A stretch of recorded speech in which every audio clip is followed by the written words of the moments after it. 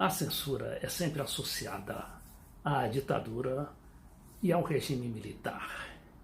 Mas não é bem isso que está acontecendo com o noticiário sobre o suicídio do reitor Luiz Carlos Cancellier da Universidade Federal de Santa Catarina. Aquilo foi um acontecimento que poderá ser transcendental, inclusive para a história política brasileira. No entanto, a grande mídia estabeleceu um silêncio total, completo, uma rolha absoluta sobre qualquer notícia referente ao episódio, inclusive as denúncias da OAB e da Associação dos Reitores do Brasil.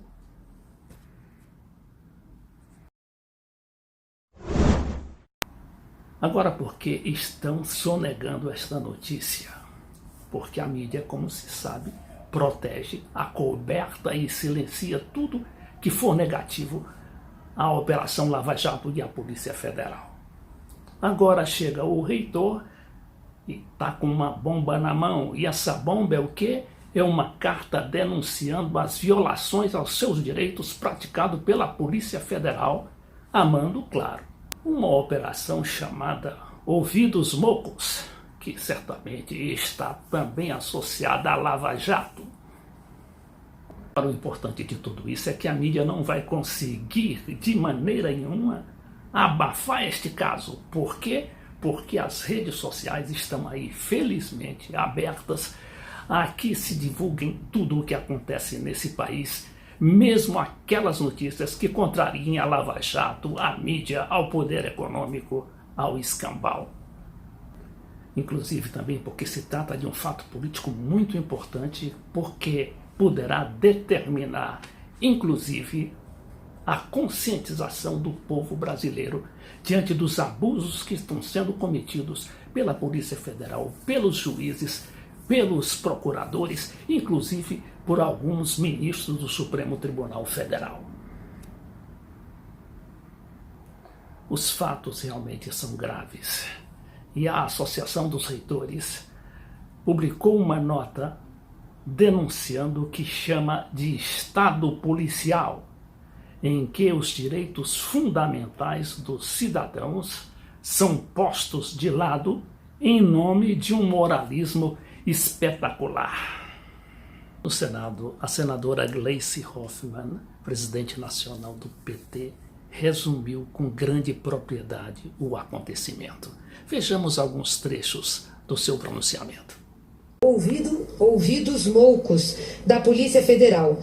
O que pesava contra ele é que ele era suspeito de tentar interferir nas investigações internas e também tinha denúncias de uma professora e uma coordenadora de que ele queria abafar as investigações. Bom, isso tem nome, obstrução de justiça. O que é interessante é que por obstrução de justiça ele foi preso no dia 14, e solto no dia seguinte. Se obstrução de justiça ou de investigação estava tendo, foi irresponsabilidade não deixá-lo preso na cadeia. E se não estava tendo, foi irresponsabilidade e um absurdo tê-lo prendido. O professor Cancellier deixou uma carta antes da sua morte, em que ele se dizia perplexo e amedrontado. Para além das incontáveis manifestações de apoio, dizia ele, de amigos e de desconhecidos, e da união indissolúvel de uma equipe absolutamente solidária, que era a equipe da universidade, conforta-me saber que a fragilidade das acusações que sobre mim pesam não subsiste a mínima capacidade de enxergar o que está por trás do equivocado processo. Eu acho que a Polícia Federal tem muito a explicar sobre esse caso. Inclusive, a direção da Polícia Federal tem muito a explicar sobre esse caso.